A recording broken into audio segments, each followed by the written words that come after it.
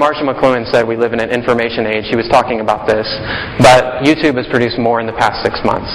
And they did it without producers. They did it with people just like you and me just uploading stuff, all kinds of stuff. And so now we have over 9,000 hours a day being uploaded to YouTube. It's the equivalent of almost 400 always-on TV channels, but it's not always-on TV channels because they're actually 200,000 3-minute videos. And I've been doing a ton of research on YouTube lately, so I've watched about 12,000 videos in the last 2 or 3 weeks. And trust me that this is not mass media. Most of these videos are destined to be viewed and are meant to be viewed by less than 100 people. So this is really a different type of medium that's happening here. And 88% of this stuff is new and original content, which is actually better than the networks do. So there's something going on here, and the first thing that you notice here is the idea of following along is completely out, because now we have students and everyday people are actually producing information and media on their own. So this whole idea of following along is being subverted. Meanwhile, people are actually also recognizing through sites like Wikipedia that everyday people, normal people, amateurs, can work together in new ways and create information that rivals the content of experts. So there's this whole new idea of collective intelligence and the possibilities of this, and it's really exciting. Kevin Kelly has this great quote. It says, "Nobody is as smart as everybody," and I think that's turning out. Wikipedia is becoming pretty good evidence of this. So this whole idea of trusting authority for good information, it's not that we don't still need authority for some things, but trusting authority for good information is certainly being challenged. Our whole idea of authority is being challenged. So this whole idea of obeying the authority is out.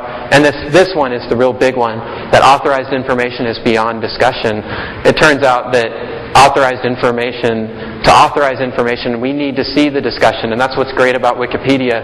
And when we use it in our classrooms, we can actually tell our students, don't stop at the front page, go to the discussion page, find out how that information was actually produced, find out about the discussion behind the scenes, and then check the sources to see that other bigger discussion that's happened behind the scenes. And therefore our students can actually find authority inside the discussion through actually analyzing the evidence and so on. Not just relying on an expert.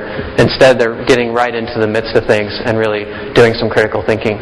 Now, what's really great about the web today is that even typical Web 1.0 sites, so here's a typical Web 1.0 site, meaning it's just text, there's no interactive stuff on here.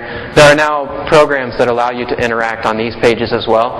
So here's a little site called Digo, which allows you to actually highlight anything on that web page and then put a comment on there. You can share that comment with a group of people, with the world, however you want to share that comment, and you can actually have discussions emerge right on the page. And so we've had little discussions emerge right on the web, all over on the web, wherever we have a reading for the class. So this idea of authorized information is beyond discussion is certainly out. And then this one here, being that the idea that it's being hard to find. This is a big one because people say we have tons of information today, and it's just information overload. And how do you find good information? Well, it turns out that even as we're doing this, as we're marking up the web, this is actually then being aggregated into different lists. So we have things like Delicious and Digo, where, for example, on Delicious, you can actually tag something, and as you're tagging it, it's actually organizing it because your tags are being shared with other people.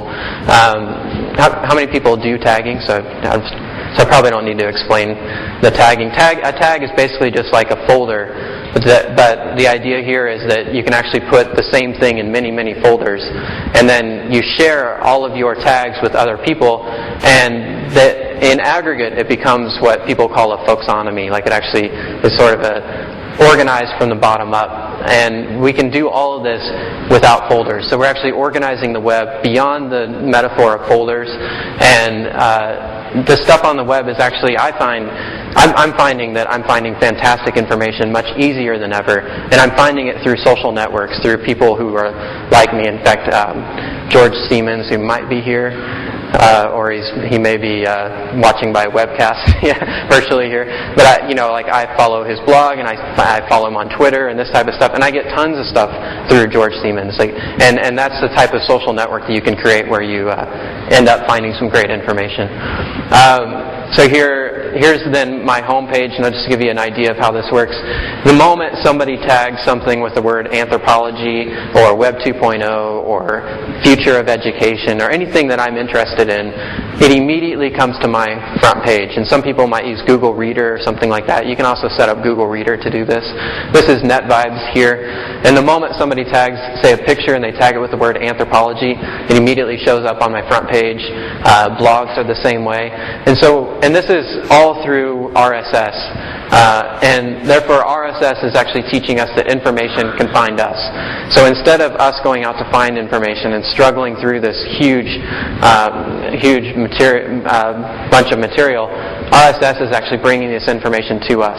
And it works for everything from websites and blog posts all the way to high-end, research materials, journals and stuff like that. So I have even like major journals. The moment somebody publishes something that has something to do with my field, it shows up on my front page immediately. So you keep up with the research remarkably well this way. So this idea of it being hard to find is also out. And so finally we're left with nothing but to learn is to acquire information. And clearly if you think about navigating this world I just showed you, learning is not about acquiring information at all. There's something bigger here. There's something more that needs to be done. And this is where there's a real shame here that we do exams like this. This is our major form of assessment. And meanwhile, these walls are not telling us that to learn is to discuss information, challenge, critique, share, create. And ultimately what we need to be doing is helping students create meaningful connections, because that's where learning really happens. And that's where we're really talking about creating significance. And that's what learning is really all about, is creating these meaningful connections, creating significance. And that allows the students, that's something that sticks with the students when they actually create this type of significance. So how can we create significance? How can we create meaningful connections? And how can we create students who can create meaningful connections? That's the core question that we need to ask.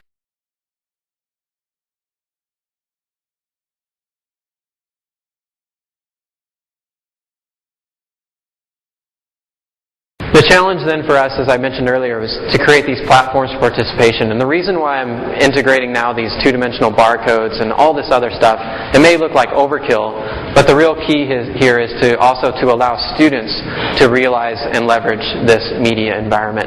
And not just the media environment, but the media environment of tomorrow, because this is all happening very fast and changing very quickly.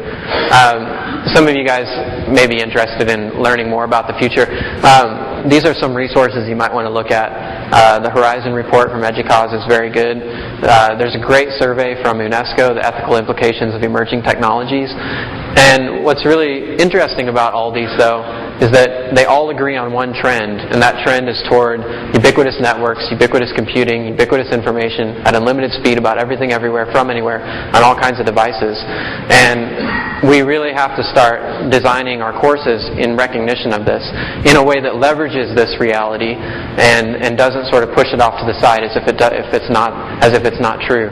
Because we also need to be thinking about not just preparing our students for this world, but the reality is that this information environment that's emerging is not a download-only world, it's an upload world. It means that our students are going to be creating the media environment of the future. They're going to be creating the content and the value and the information of the future. So we really have to be thinking about how we prepare our students to create this world. So I'm just suggesting here that we generally move from a closed system to an open system, from control to enable, from structure to platform, and finally, I'll just leave you with this little turn of phrase. We need to move students from being knowledgeable to being knowledge-able, meaning like able to actually, create and critique and so on, all this types of information. So that's all I got today, and then I'll open it up for questions. Thanks.